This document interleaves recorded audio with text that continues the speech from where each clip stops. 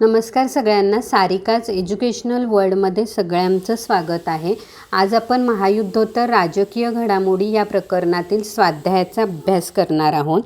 यातला आपला पहिला प्रश्न आहे, दिलेल्या पर्यायापैकी योग्य पर्याय निवडून विधाने पूर्ण करा. स्वतंत्र व सार्वभौम देशाची मिळून निर्माण होणारी व्यवस्था. पर्याय राजकीय व्यवस्था, आंतरराष्ट्रीय व्यवस्था आणि सामाजिक व्यवस्था. यापैकी नाही. या प्रश्नाचं उत्तर आहे आंतरराष्ट्रीय व्यवस्था. पुढचा प्रश्न, राष्ट्रसंघाची मुख्य जबाबदारी. पर्याय युद्ध टाळणे, वसाहतीचे स्वातंत्र्य, राष्ट्राची अर्थव्यवस्था सावरणे, निशस्त्रीकरण करणे. उत्तर आहे युद्ध टाळणे. त्यानंतर आपला पुढचा प्रश्न, शीतयुद्ध डॅश या घटनेमुळे संपले.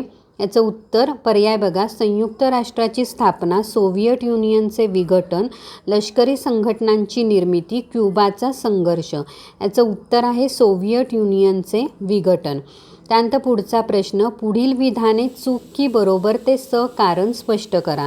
त्यातला पहिला प्रश्न, पहिल्या महायुद्धानंतर राष्ट्रसंघाची निर्मिती झाली. या प्रश्नाचं उत्तर तुम्हाला एकूण 4 मुद्द्यांमध्ये लिहायचं आहे. पहिल्या महायुद्धानंतर राष्ट्रसंघाची निर्मिती झाली हे विधान बरोबर आहे, कारण युद्धात सहभागी झालेल्या राष्ट्रांना मोठ्या प्रमाणात आर्थिक नुकसान सहन करावे लागले. युद्धात सहभागी नसलेल्या राष्ट्रांना देखील आर्थिक नुकसानाची झळ पोचली होती. जिंकलेल्या व हरलेल्या दोन्ही राष्ट्रांची अर्थव्यवस्था पूर्णपणे कोसळली होती. हे सर्व टाळण्यासाठी, ही घटना पुन्हा होऊ नये यासाठी उपाययोजना करण्यासाठी, समस्या सोडविण्यासाठी व युद्ध टाळण्यासाठी राष्ट्रसंघाची निर्मिती करण्यात आली. त्यानंतर पुढचा प्रश्न, शीतयुद्धामुळे जगाचे एकध्रुवीकरण झाले. या प्रश्नाचं उत्तर तुम्हाला 2 मुद्द्यांमध्ये लिहायचं आहे. शीतयुद्धामुळे जगाचे एकध्रुवीकरण झाले हे विधान चुकीचे आहे. शीतयुद्धामुळे जगातील बहुतेक देश 2 महासत्तांच्या गटांमध्ये सामील झाले, म्हणजेच पूर्ण जगाची 2 गटांमध्ये विभागणी झाली, म्हणजेच द्विध्रुवीकरण झाले. शीतयुद्धामुळे जगाचे द्विध्रुवीकरण झाले. त्यानंतर पुढचा प्रश्न, मिखाईल गोर्बाचेव यांच्या धोरणामुळे लोकशाहीकरणाला चालना मिळाली. या प्रश्नाचं उत्तर तुम्हाला 3 मुद्द्यांमध्ये लिहायचं आहे. मिखाईल गोर्बाचेव यांच्या धोरणामुळे लोकशाहीकरणाला चालना मिळाली हे विधान बरोबर आहे. सोव्हिएट युनियनचे विघटन झाल्यानंतर शीतयुद्ध थांबले. सोव्हिएट युनियनचे अध्यक्ष मिखाईल गोर्बाचेव यांनी आर्थिक खुलेपणा पुनर्रचना हे धोरण अंमलात आणले. त्यामुळे माध्यमांवरील नियंत्रण कमी झाले, राजकीय आर्थिक क्षेत्रात बदल झाले व लोकशाहीकरणाला चालना मिळाली. त्यानंतर आपला पुढचा प्रश्न, पुढील संकल्पना स्पष्ट करा. त्यातला पहिला आहे शीतयुद्ध. जेव्हा तुम्ही कोणत्याही संकल्पना स्पष्ट करा असा प्रश्न येतो, त्यावेळेस जेव्हा मुद्दे लिहून होतात, मुद्दे लिहिल्यानंतर शेवटच्या मुद्द्यामध्ये जेव्हा हा शब्द येतो, जी संकल्पना आहे त्या संकल्पनेचा जेव्हा शब्द येतो, तेव्हा तो शब्द दुहेरी अवतरण चिन्हामध्ये दाखवून अधोरेखित करायचा आहे. आपली पहिली संकल्पना शीतयुद्ध. ही संकल्पना तुम्हाला 4 मुद्द्यांमध्ये लिहायची आहे. 1945मध्ये दुसरे महायुद्ध संपले व जागतिक पातळीवर अनेक घटना घडल्या. त्यातील शीतयुद्ध ही महत्त्वाची घटना आहे. या युद्धामध्ये मित्र असणारे राष्ट्र म्हणजे अमेरिका व सोव्हिएट युनियन युद्ध संपल्यानंतर एकमेकांचे स्पर्धक बनले. या दोन्ही देशांमध्ये उघड युद्ध झाले नाही, परंतु युद्ध कधीही होईल असे वातावरण निर्माण करण्यात आले. म्हणजे शीतयुद्ध म्हणजेच प्रत्यक्ष युद्ध न करता युद्धाला पूरक असे वातावरण निर्माण करणे होय. त्यानंतर पुढचा प्रश्न, संकल्पना अलिप्ततावाद. अलिप्ततावाद ही संकल्पना तुम्हाला 2 मुद्द्यांमध्ये पूर्ण करायची आहे. अलिप्ततावाद ही शीतयुद्धातील महत्त्वाची चळवळ होती. शीतयुद्ध सुरू झाल्यानंतर एकीकडे पूर्ण जगाचे द्विध्रुवीकरण झाले. ज्या देशांना या स्पर्धेत सामील व्हायचे नव्हते अशा देशांनी महासत्तांच्या स्पर्धेपासून अलिप्त राहण्याचे धोरण स्वीकारले त्याला अलिप्ततावाद असे म्हणतात. त्यानंतर पुढचा प्रश्न संकल्पना परस्परावलंबन. परस्परावलंबन ही संकल्पना तुम्हाला 2 मुद्द्यांमध्ये पूर्ण करायची आहे. परस्परावलंबन हे आंतरराष्ट्रीय व्यवस्थेचे म्हणजे जागतिक व्यवस्थेचे महत्त्वाचे वैशिष्ट्य आहे.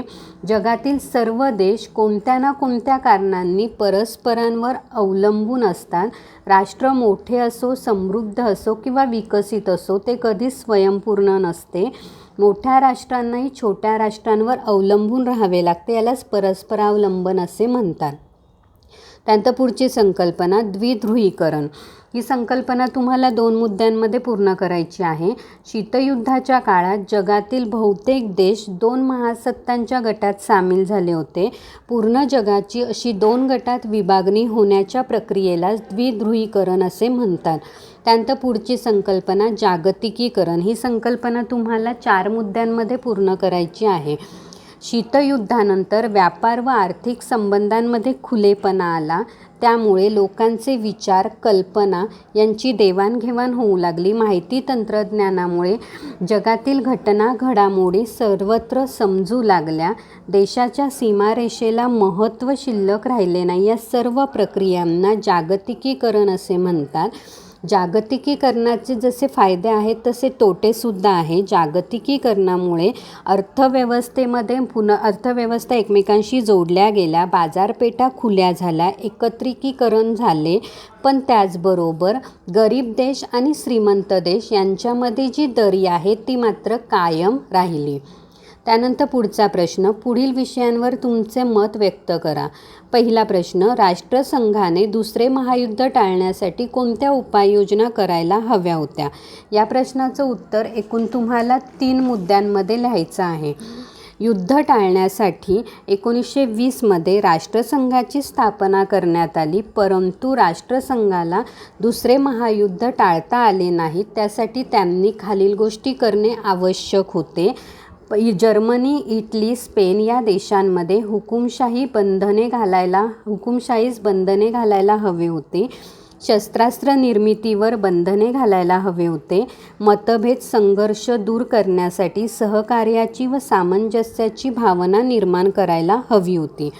त्यानंतर पुढचा प्रश्न, शीतयुद्धाच्या काळात अलिप्ततावाद आवश्यक होता. या प्रश्नाचं उत्तर तुम्हाला 2 मुद्द्यांमध्ये लिहायचं आहे.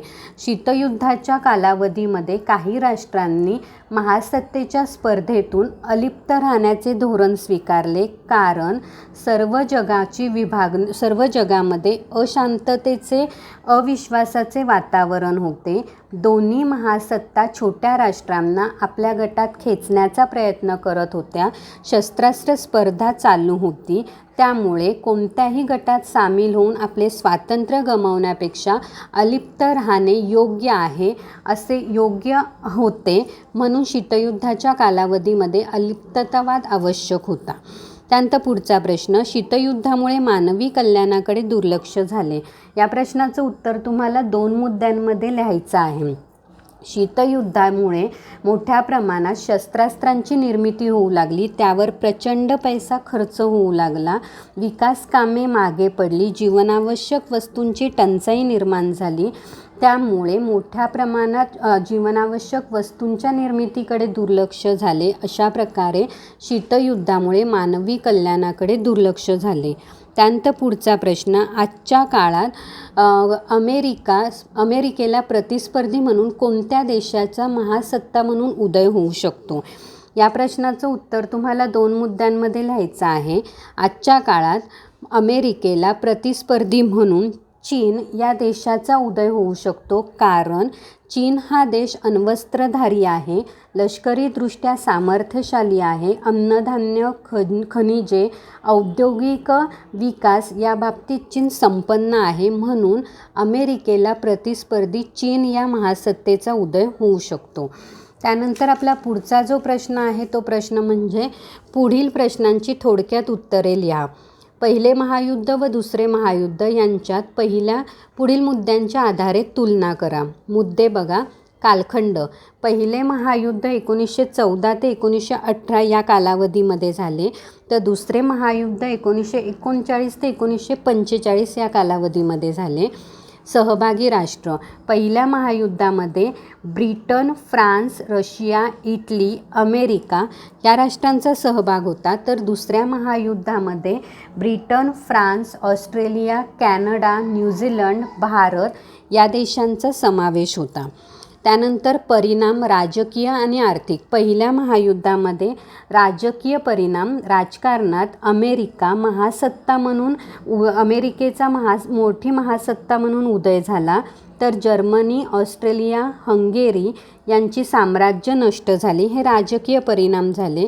तर आर्थिक परिणाम आर्थिक स्थिती ढासळली, शेती उद्योग धंदे थंड झाले, जीवनावश्यक वस्तूंचा तुटवडा निर्माण झाला. हे पहिल्या महायुद्धातील राजकीय आणि आर्थिक परिणाम झाले. दुसऱ्या महायुद्धाच्या कालावधीमध्ये राजकीय परिणाम असे झाले की जर्मनी इटली साम्राज्याचा ऱ्हास झाला, लोकांच्या समस्या सोडविण्यात राष्ट्रसंघाला अपयश आले. हे राजकीय परिणाम झाले. तर आर्थिक परिणाम मोठ्या प्रमाणात जीवित व वित्तहानी झाली, सर्वच राष्ट्रांची अर्थव्यवस्था कोलमडली. त्यानंतर युद्धोत्तर स्थापना झालेल्या आंतरराष्ट्रीय संघटना. पहिल्या महायुद्धामध्ये राष्ट्रसंघाची स्थापना झाली, तर दुसऱ्या महायुद्धामध्ये नाटो आणि संयुक्त राष्ट्रसंघाची स्थापना करण्यात आली. त्यानंतर आपल्या पुढचा प्रश्न, शीतयुद्धाची अखेर होण्यास कोणत्या गोष्टी कारणीभूत ठरल्या? या प्रश्नाचं उत्तर एकूण तुम्हाला 4 मुद्द्यांमध्ये लिहायचं आहे. उत्तर बघा. शीतयुद्धाची 1945 पासून जागतिक राजकारणात प्रभावी असलेले शीतयुद्ध संपले. शीतयुद्धाची अखेर होण्यास अनेक घटना कारणीभूत ठरल्या. सोव्हिएट युनियनने आर्थिक खुलेपणाचे धोरण स्वीकारले, त्यामुळे राज्याचे अर्थव्यवस्थेवरील नियंत्रण शिथिल झाले. सोव्हिएट युनियनचे अध्यक्ष मिखाईल गोर्बाचेव यांनी खुलेपणा व पुनर्रचना धोरण अंमलात आणले, त्यामुळे प्रसारमाध्यमांवरील नियंत्रण कमी झाले. राजकीय व आर्थिक क्षेत्रात बदल झाले. सोव्हिएट युनियनच्या प्रभावाखालील देशांनी भांडवलशाही व लोकशाही मार्गाचा स्वीकार केला व राजवटी बदलल्या. सोव्हिएट युनियनचे विघटन झाले व अनेक नवीन राष्ट्र निर्माण झाली. रशिया हे सोव्हिएट युनियनमधील सर्वात मोठा देश होता. त्यानंतर पुढचा प्रश्न, शीतयुद्धाच्या समाप्तीनंतर जागतिक राजकारणात कोणते महत्त्वाचे बदल घडून आले? या प्रश्नाचं उत्तर तुम्हाला 4 मुद्द्यांमध्ये लिहायचं आहे. जागतिक राजकारणात अमेरिका ही एकमेव महासत्ता उरली. राष्ट्रातील व्यापार व आर्थिक संबंध वाढण्यास वातावरण निर्माण झाले. भांडवल, श्रम, बाजारपेठ याचा प्रसार जगभर झाला. शत्रू राष्ट्राऐवजी स्पर्धक राष्ट्र ही संकल्पना उदयास आली. जागतिक शांतता व सुरक्षितता टिकवण्यासाठी संयुक्त राष्ट्राला प्रयत्न करावे लागले. हे सर्व बदल शीतयुद्धाच्या कालावधीनंतर जागतिक राजकारणात घडून आले. माझा व्हिडिओ जर तुम्हाला आवडल्यास व्हिडिओला लाईक करा आणि माझ्या सारिकाज एज्युकेशनल वर्ल्ड या चॅनलला सबस्क्राईब करा. थँक्यू.